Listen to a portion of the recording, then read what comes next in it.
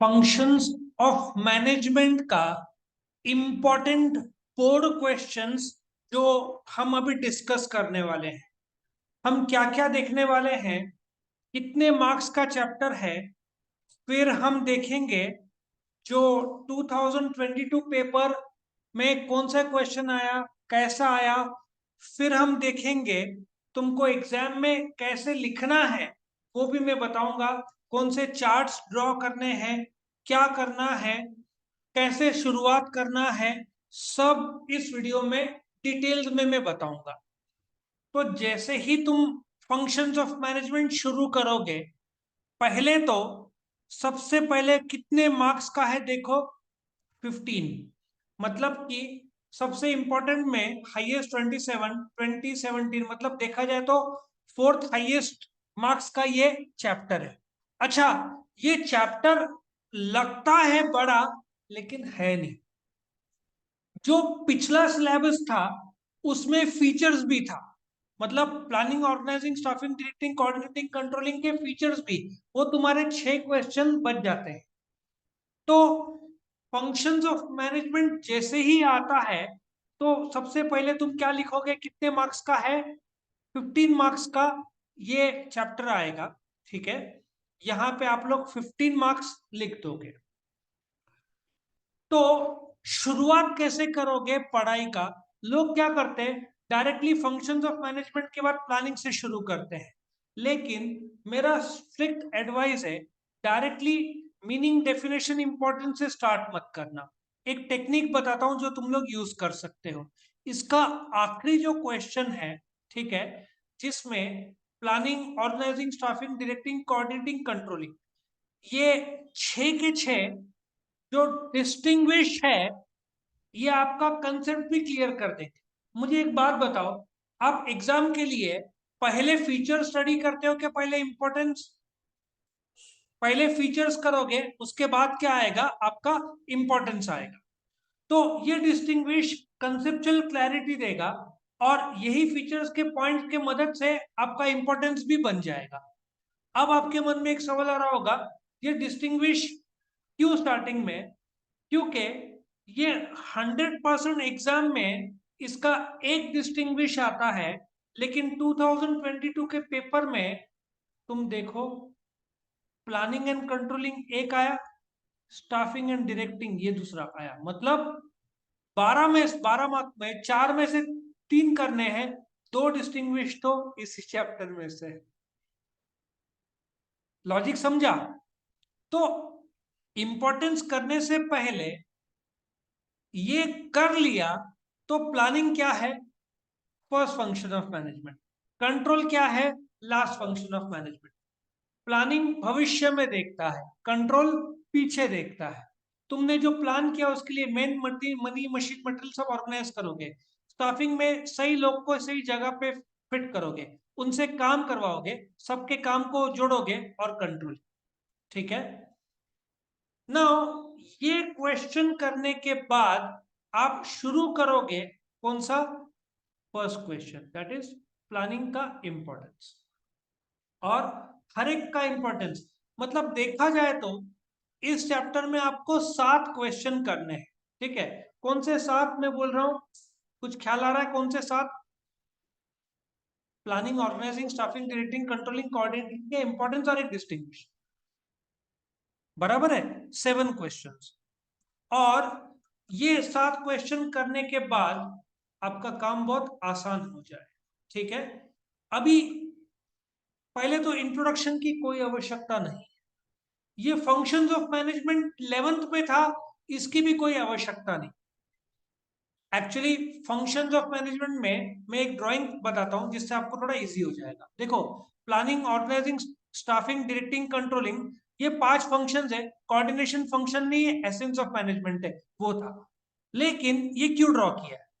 अभी जब एग्जाम में क्वेश्चन आएगा, अब सिंपल सी बात है, इंपॉर्टेंस में पांचों 6 में से एक इंपॉर्टेंस तो आना चाहिए एग्जाम में, सिंपल लॉजिक है।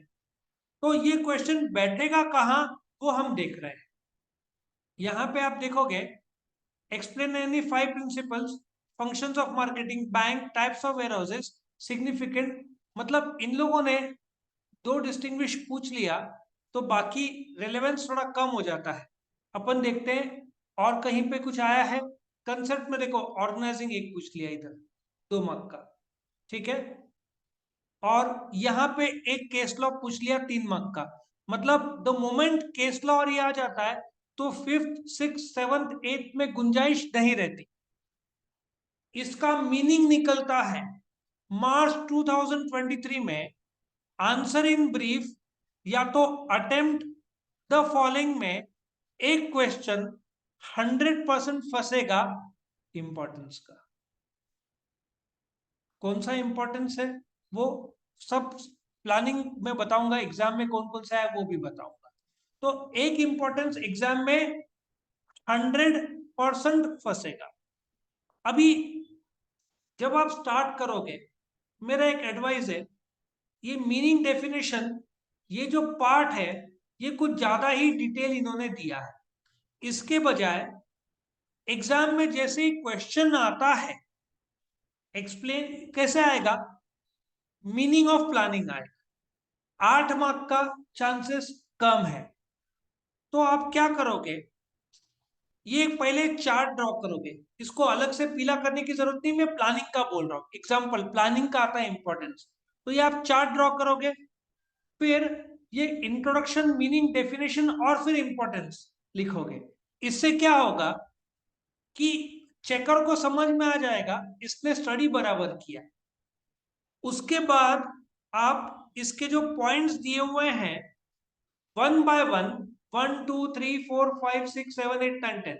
एक और खासियत बताता हूं, नॉर्मली कोई भी इंपॉर्टेंस का आप पहला आपने क्या डाला, objective, helps to attain objective. Planning, organising, staffing, directing, controlling, coordinating सबका सेम ही है ना। और एक और है कंटिन्यूस फंक्शन भी है, वो भी इंपॉर्टेंस में डाल सकते हैं ना, फीचर है, लेकिन प्लानिंग कंटिन्यूस फंक्शन है। फिर डन एट ऑल लेवल्स वो भी है। कुछ ऐसे पॉइंट्स है जो सब जगह कॉमन है। मतलब एक तो ऑब्जेक्टिव बेस्ड है, ठीक है, फिर ऑल ऑल लेवल्स रेलेवेंट है। तो आपको ये पॉइंट्स लर्न करने हैं। लेकिन एक और इंपॉर्टेंट बात बोलता हूं, यहाँ पे एग्जाम्पल भी डाल सकते हैं। Help to set set clear objectives. Example, Maruti Udyog limited का एनुअल सेल 15 लाख, इस साल उन लोगों ने 20 लाख कार बेचने का सोचा। हुआ ना ऑब्जेक्टिव उनका, प्लान किया है। प्लान भविष्य के लिए किया जाता है। फिर सेकेंड थर्ड, अच्छा एक और चीज बताता हूं, ये 3 लाइन जब आप लिखने जाओगे तो आपका 8 लाइन बनेगा, 7 से 8 लाइन। एग्जाम्पल जोड़ा तो 10 लाइन तक जाएगा। 2 लाइन सिंपल रखने का, planning helps to achieve the organisation objectives, ठीक है ना। Every organisation keeps its objective, खुद के वर्ड्स में तुम लिख सकते हैं। एग्जाम्पल मारुति, मतलब आपका जो फुल स्केप रहेगा, ठीक है, यदि फुल स्केप रहेगा तो ये 1 लाइन, 2 लाइन, और यहां पे आपका बन जाएगा एग्जाम्पल। समझ में आ रहा है। सो ये पॉइंट इधर लिखने का, इधर से ये पॉइंट का हेडर आएगा, यहां से चालू करने का, ये करेक्ट जोन है चालू करने का। और फिर 2 से 3 लाइन भी चलेगा, बड़ा बड़ा कर दोगे पहले पॉइंट को तो बाकी पॉइंट कैसे लिखोगे। और एक और चीज आपको बताता हूं,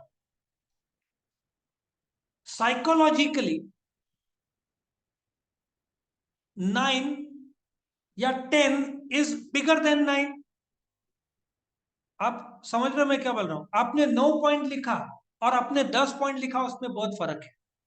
फर्क ऐसा है कि 10 लुक्स बिगर, 9 लुक्स स्मॉलर।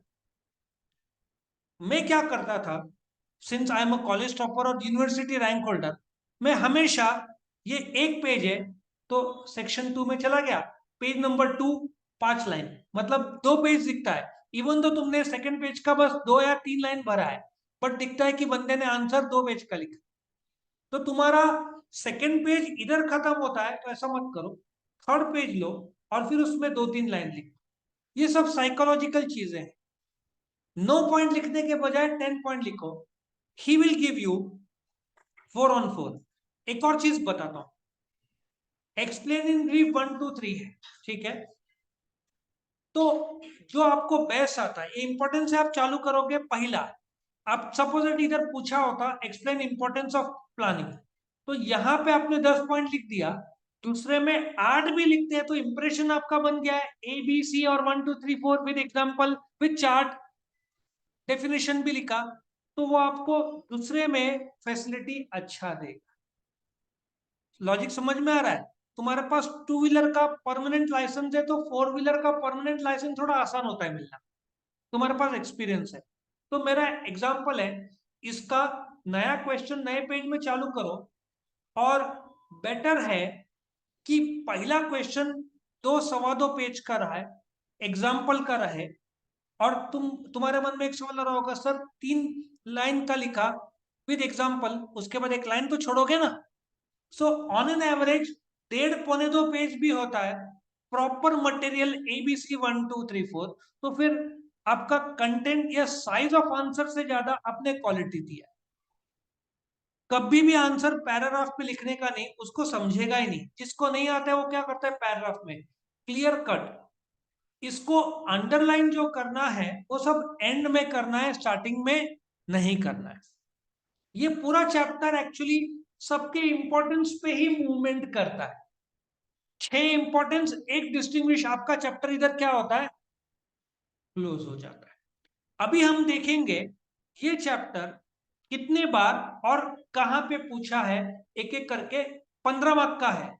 अभी हम क्या करेंगे, मैं इसके एक्सरसाइज में जाऊंगा और फिर हम देखेंगे एक एक करके कि कौन कौन से क्वेश्चन आपके एक्सरसाइज से आए, ठीक है। अभी मैं, अच्छा इसका फुल चैप्टर एक्सरसाइज आंसर्स का अलग से वीडियो मैंने बनाया हुआ है, वो आप एक बार देख लोगे तो आपका पूरा काम हो जाएगा।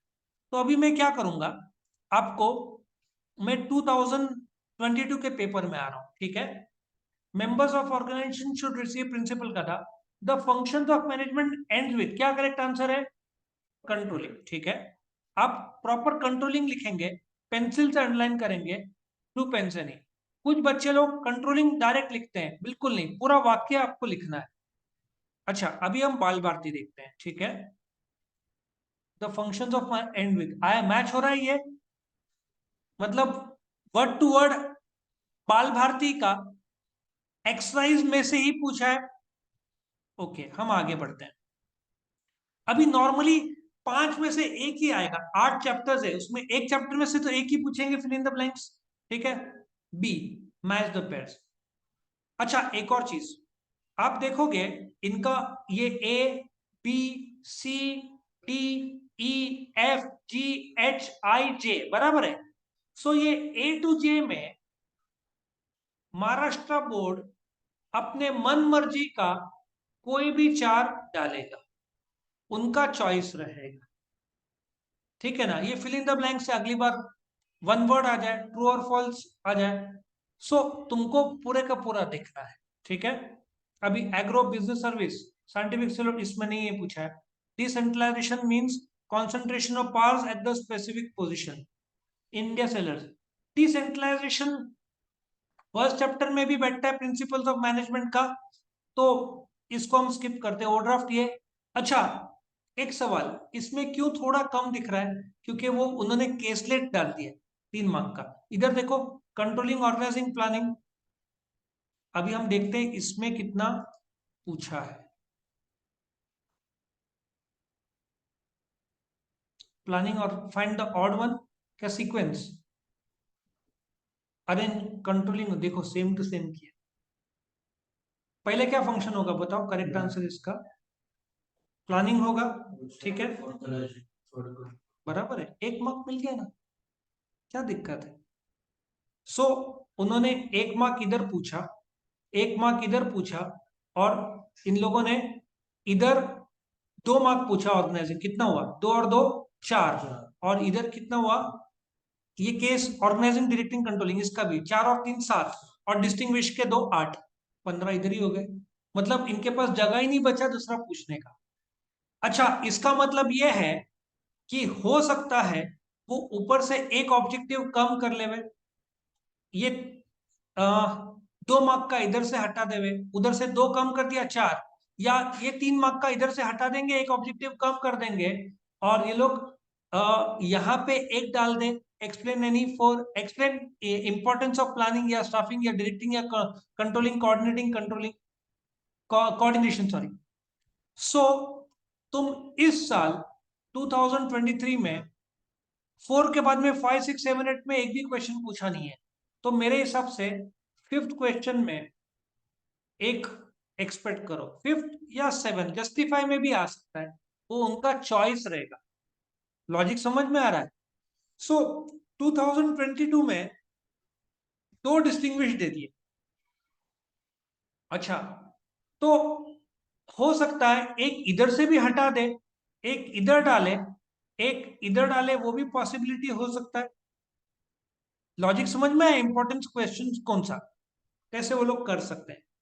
एक जमाने में 8 मार्क का आता था, लेकिन 8 मार्क के लिए जो आपका चैप्टर नंबर 4 है बिजनेस सर्विसेज, वो एक इंपॉर्टेंट है। और पता नहीं क्यों मार्केटिंग का इंपॉर्टेंस बहुत सारा बढ़ गया है। सो मार्केटिंग चैप्टर का 8 मार्क का और फंक्शंस ये बरकरार रह सकता है। ये लोग इसमें सोशल रिस्पॉन्सिबिलिटी का एक स्कोप था, लेकिन सोशल रिस्पॉन्सिबिलिटी 10 मार्क का, एक 8 मार्क का डालेंगे तो 2 ही ऑब्जेक्टिव बचेगा, बाकी कहीं नहीं।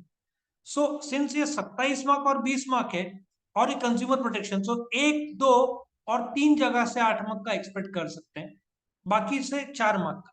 इधर 8 मार्क का डाल देंगे ना, तेरा क्वेश्चन है, 1 सेकंड, 8 मार्क का डाल देंगे ना, तो इन लोग के पास सिर्फ 7 रह जाते, एक डिस्टिंग्विश आएगा 4, लेकिन पॉसिबिलिटी हो सकता है, इसलिए 10 पॉइंट्स लर्न करना जरूरी है इस क्वेश्चन। तो ये 8 मार्क के लिए पूछा प्लानिंग स्टाफ कोऑर्डिनेटिंग कुछ नहीं, उसमें 6 से 7 मिनट रख लेंगे कि थोड़े पास। एक सिंपल लॉजिक है, if you go to ICSE board, वो लोग 1 point is equal to 1 mark expect करते हैं, और जो मेरे स्टूडेंट्स है विजडम हाई के खास करके, वो लोग बहुत कम लिखना प्रेफर करते हैं।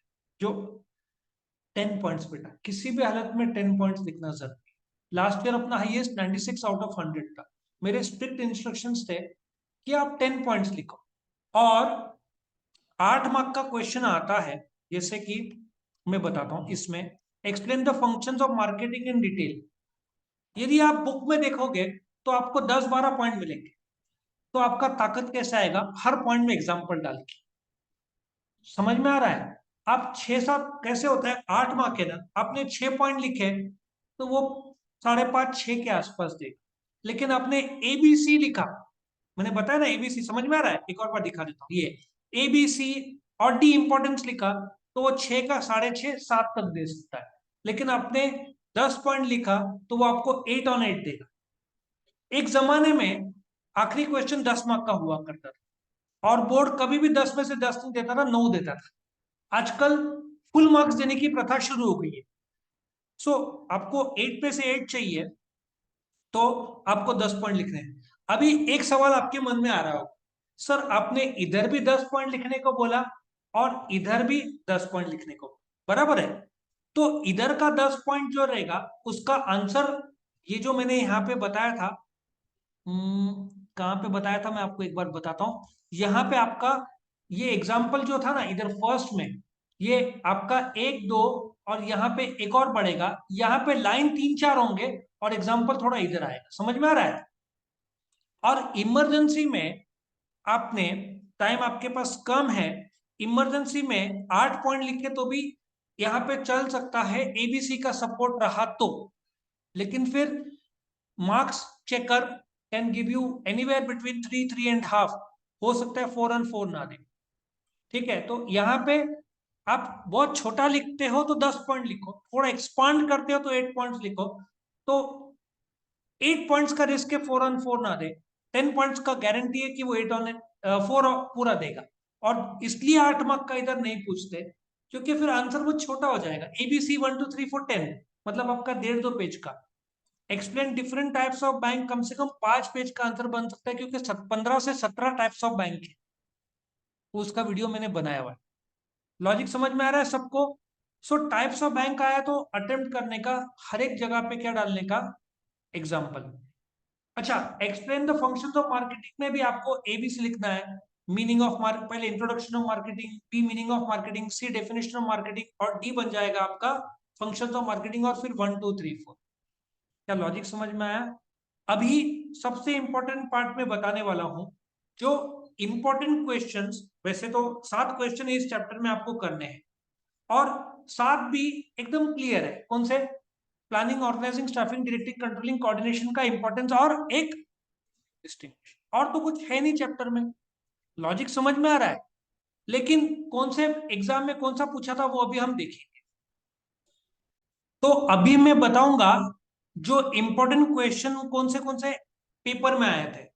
प्लानिंग देखो 2015, तुम्हारे बाल भारती के वहां पे लिखो अप्रैल 15 अक्टूबर 16 यहाँ पे आया था। मैंने वापस देखो, इंट्रोडक्शन भी मैंने नंबरिंग के हिसाब से किया 1 2। आप भी 1 2 में लिखा तो भी चलेगा, हर जगह पे numbering, it becomes very easier for the checker. अच्छा, लेकिन यहाँ पे मेरा ड्राइंग मैंने ऊपर किया, ये ड्राइंग कहाँ पे आएगा? इंट्रोडक्शन के ऊपर। समझ में आया? सो ये चार्ट ड्रॉ करोगे, ए बी सी और फिर डी इंपॉर्टेंट। देखो मैंने दो दो लाइन का लिखा है, आप कुछ जगह पे एग्जांपल भी जोड़ सकते हो। ऑर्गेनाइजिंग देखो, ऑर्गेनाइजेशन का ऑर्गेनाइजिंग जब आप करोगे तो आपको अलग से ये चार्ट नहीं ड्रॉ किया तो भी चलेगा, क्योंकि आपका एक अलग से चार्ट यहाँ पे बन रहा है। लॉजिक समझ में आ रहा है? तो एक बात बताता हूं, मैं 1000 शब्द लिखूं लेकिन दो बड़े ड्राइंग करूं, उसका ध्यान किस में जाएगा? ड्राइंग में जाएगा। आप मैटर लिखो, मैं जितने एग्जाम दिए हैं, ठीक है, मेरे क्वालिफिकेशन में सबसे बड़ा हार्ट है चार्ट का। मैं हर जगह पे चार्ट बनाता था, हर जगह पे कोशिश करता था जितना चार्ट्स, क्योंकि मुझे पता है कोई रीडिंग नहीं करता।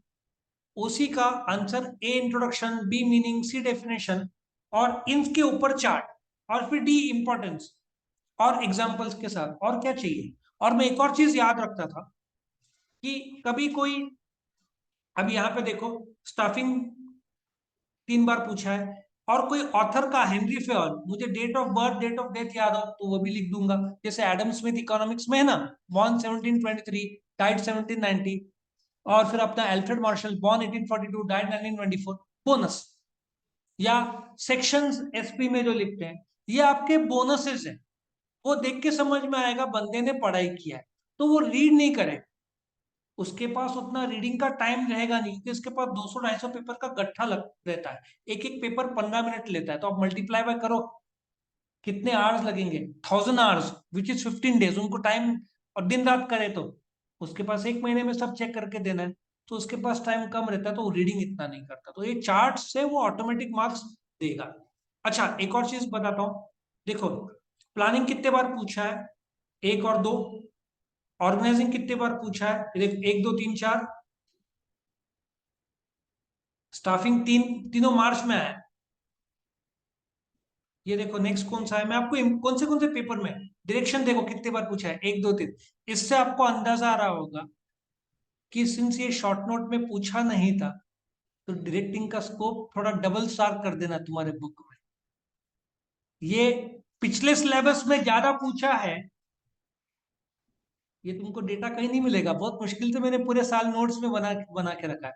तो साफ है कि इंपॉर्टेंस ऑफ डायरेक्टिंग का स्कोप 6 है ना। Planning, organising, staffing, directing, controlling, coordinating, सबको डिवाइड बाय 15% चांस रहेगा आने का, ठीक है। 15 × 6 90, इसको 25 रहेगा परसेंट आने का चांस। ज्यादा बार पूछा है ना। और कोऑर्डिनेशन देखो 1 2 3 4 5 6 7 8। साफ पता चलता है दो में से एक कहीं ना कहीं फंसेगा। लेकिन ऐसा ऐसा नहीं करना कि आप सिर्फ कोऑर्डिनेशन ही करो या यही करो। ये सबका तीन, अब देखो कंट्रोलिंग भी 1 2 3 4 5 6 बार पूछा है, मतलब डायरेक्टिंग, कोऑर्डिनेटिंग और कंट्रोलिंग में से एक का इंपॉर्टेंस फंसने का चांस बहुत ज्यादा है। समझ में आ रहा है? ये इंपॉर्टेंट क्वेश्चन, ये तीन आपके परम इंपॉर्टेंस में आएंगे, ठीक है। एक डिस्टिंग्विश आएगा, कितने हुआ? 4 और 4 8। एक कंसेप्ट हुआ 2 मार्क, 2 ऑब्जेक्टिव हुआ 12 मार्क हुआ। आपका एक 15 मार्क के लिए, या तो उनको 2 मार्क का ऑब्जेक्टिव हटा के एक और इंपॉर्टेंस कहीं पर डालना पड़ेगा, या उनके पास। अच्छा, एक तो मैं आपको गारंटी देता हूं, इस बार वो लोग ऐसा नहीं करेंगे जो गलती उन्होंने इधर, गलती तो नहीं, दो दो डिस्टिंग्विश नहीं पूछेंगे इस बार, एक ही रखेंगे। सो इसका रिप्लेसमेंट ये इधर कहीं पे आएगा, 4 मार्क का इंपॉर्टेंस। लॉजिक समझ में आया? 8 पॉइंट, लेकिन एबीसी के साथ एग्जाम्पल इधर पूछा। आंसर द फॉलोइंग, आपको जो अच्छा आता है, जो बड़ा आता हो, और जो बड़ा आता हो मतलब जिसमें 10 पॉइंट्स आता हो, क्योंकि 8 ऑन 8 देने के लिए 10 पॉइंट कम से कम लिखना चाहिए एबीसी का सपोर्ट, और हर जगह पे एग्जाम्पल दो। बट तुमको टाइम मैनेजमेंट करते आना चाहिए। स्टैंडर्ड बताओ, ये सपोजिटली प्लानिंग और कंट्रोलिंग नहीं है, तो आप फोर्थ वाला पहले करो, 10 पॉइंट लिखो, फिर आप डिस्ट्रिक्ट कमीशन नेशनल कमीशन के 8 पॉइंट्स लिखो। तो साइकोलॉजिकली देखो, एक और बात बताता हूं जो शायद आपको ख्याल नहीं होगा, बोर्ड के गाइडलाइंस। आप जब लिखते हो, क्वेश्चन नंबर 4 आपने लिखा, ठीक है, मैं यहाँ पे लिख के बता रहा हूं आपको। सपोजिटली आपको इसमें अपने प्लानिंग कंट्रोलिंग मैंने बोला था 4 पूरे 4 on 4 दिए, ठीक है। कैसे 96 आता है वो बता रहा हूं। इधर इसने 4 लाया, बट उसने इसमें अच्छा नहीं लिखा, 3.5 मार्क। कितना टोटल हो रहा है? 11.5। 11.5। अब यूनिवर्सिटी गाइडलाइंस क्या बोलता है मैं आपको बताता हूँ कितना हो रहा है। 11.5। जब वो ऊपर लिखेगा ना क्वेश्चन 1, 2, क्वेश्चन 3, क्वेश्चन 4, ये कितना है? 11.5। इसको राउंड अप करके इधर उसको 13 करना पड़ता है, तो 13 कर देता है। यहाँ पे वो राउंड अप कर देता है। सो इसका हो सकता है वो इधर राउंड अप करके 13 कर दे। सॉरी, मैंने गलती किया, टोटलिंग में 12। 12 का 13 मिला तो कितना खुशी हो गई सर, 12 मार्क में 13, 101 मार्क आएगा हमारा तो आउट ऑफ का। ठीक है, तो यहाँ पे 12 करते हैं। बट बच्चे गलती क्या करते हैं, पहला ही क्वेश्चन में 6-7 पॉइंट लिखते हैं, इज्जत वहीं चली जाती है। फिर बाद में तुम फर्स्ट इंप्रेशन एक प्रकार का लास्ट इंप्रेशन, फर्स्ट इंप्रेशन तुमने खराब किया तो सेकंड और थर्ड तुम्हारा कुछ भी फायदा नहीं। मैं हमेशा क्या करता था, मैं 4 में से मुझे जो सबसे बेस्ट आता था पहले वो मैं सॉल्व करता था 10 पॉइंट्स। सो मेरा attempt of HSC can be fourth could be my first, third could be my second, first could be my third. लेकिन मैं कभी भी ये क्वेश्चन चेंज नहीं करता था। मतलब कि मेरा जो हेडिंग क्वेश्चन है ना, ये 1, 2, 3, 4, 5, 6, 7, 8, ये मैं चेंज नहीं करता था। अंदर के अंदर मैं मेरे हिसाब से करता था। बट क्योंकि क्या होता है, चेकर को दिक्कत होती है। तुम 6 के बाद 4 जाओ, वो 4 ऊपर 0 लिख देगा, बाद में देखेगा अरे 4 आ गया, वापस कट करेगा, तो थोड़ा इरिटेशन होता है। इरिटेशन से मार्क्स कम होता है।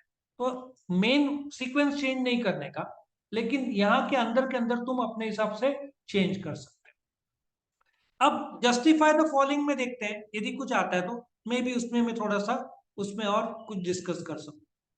केस स्टडी तो है ही इसका रेलेवेंस, एक्सप्लेन इन ब्रीफ।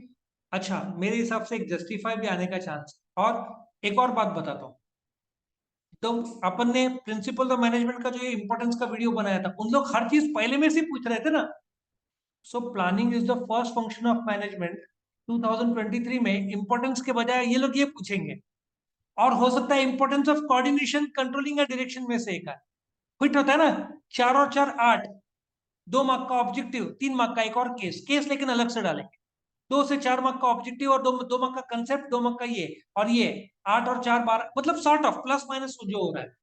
तो प्लानिंग इज द फर्स्ट। अब इसका आंसर कैसे लिखोगे? एबीसी फॉर्म में लिखोगे।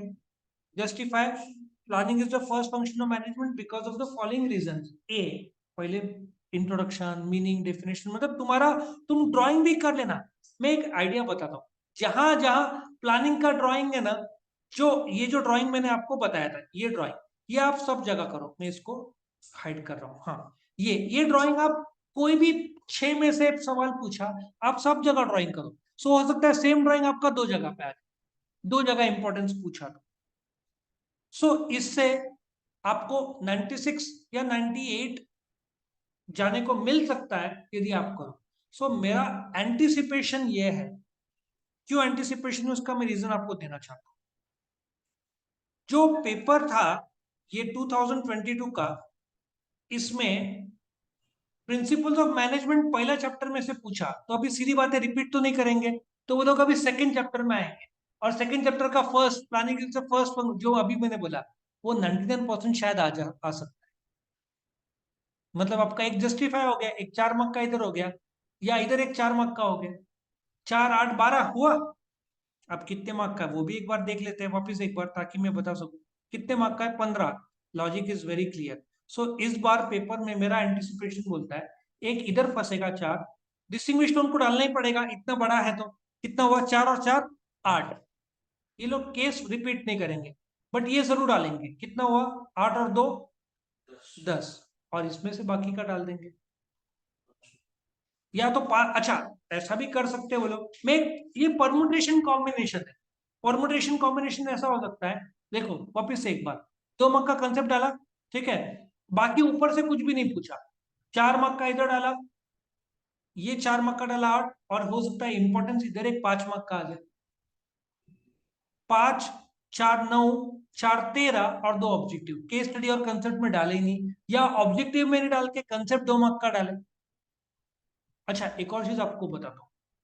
सपोजिटली ये ऑर्गेनाइजिंग का कंसेप्ट एग्जाम में आता है, ठीक है, फिर भी बच्चे लोग बस बहुत छोटा लिखते हैं। आप पूछा ना, मैंने यहाँ बनाया था, इसको मैं अभी नहीं बताऊंगा, मैं ऑर्गेनाइजिंग के बारे में बताऊं। आप क्या कर सकते हो, वो कंसेप्ट भी आप एबीसी फॉर्म में लिखो, डी छोड़ दो, एबीसी।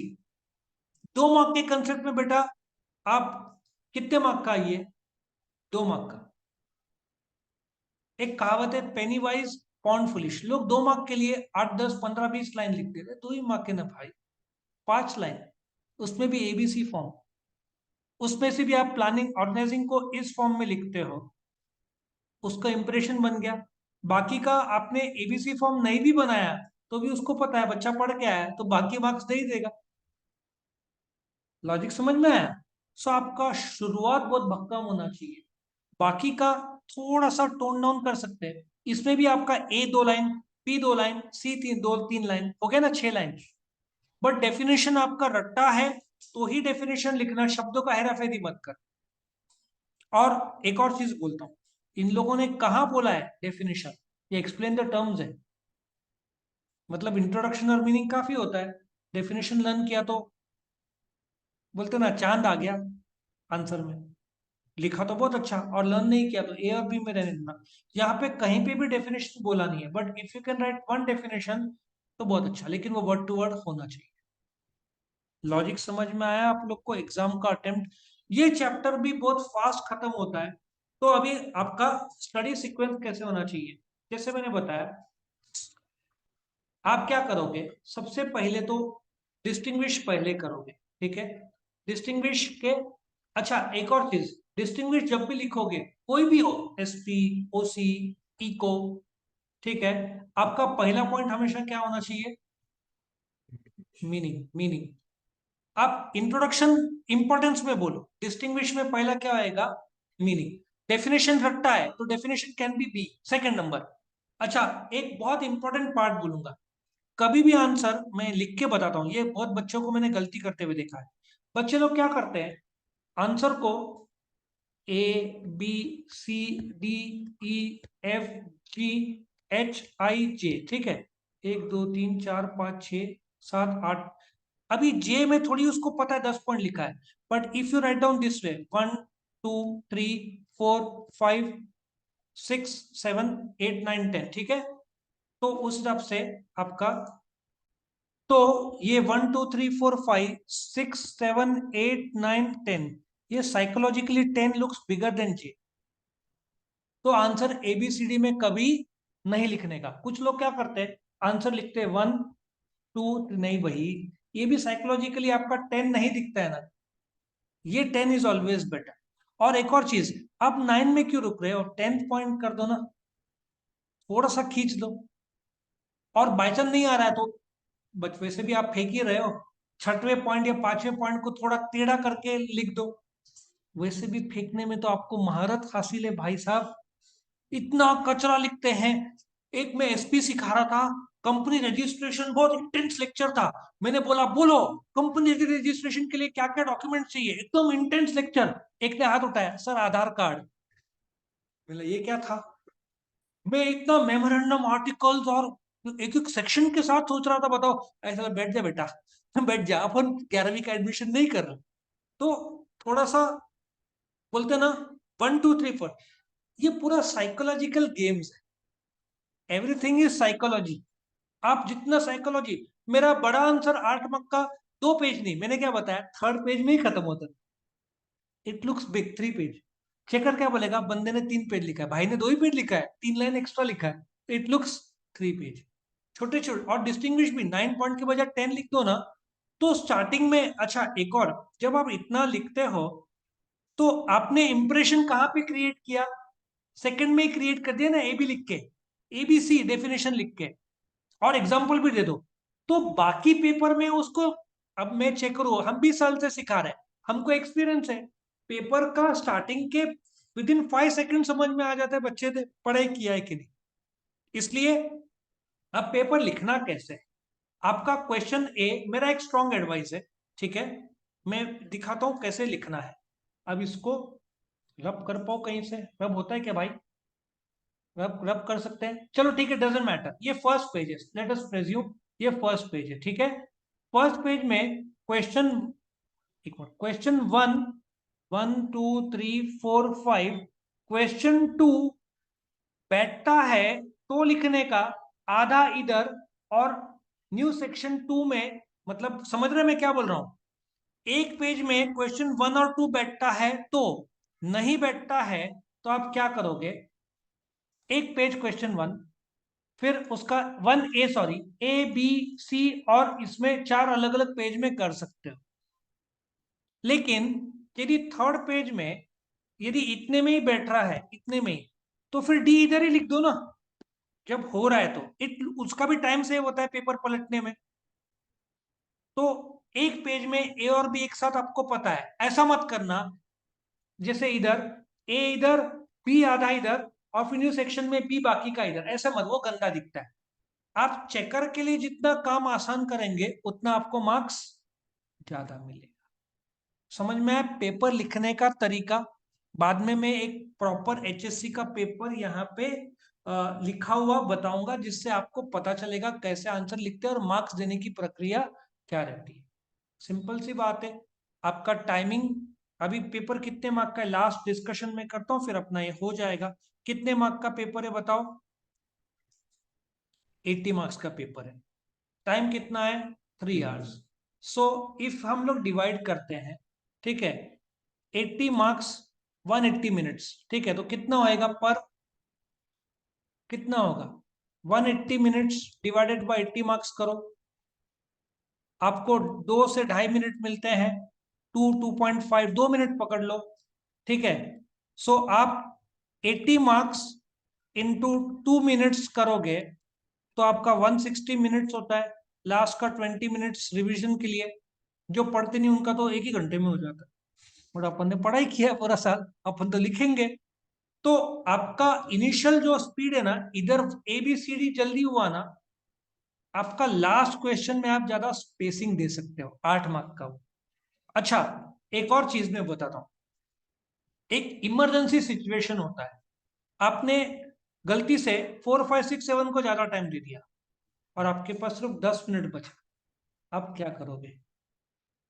बच्चे क्या होते हैं, इमरजेंसी में बहुत फास्ट लिखने की कोशिश करते हैं, और लास्ट के 2 मिनट बचे और आपने ABC ही लिख पाए हो, ठीक है, तो मेरा एक स्ट्रॉन्ग एडवाइस है, 2 मिनट या 5 मिनट बचते हैं, चेकरों को आपका लेवल पता हो चुका है 1 से 7 क्वेश्चन चेक करके।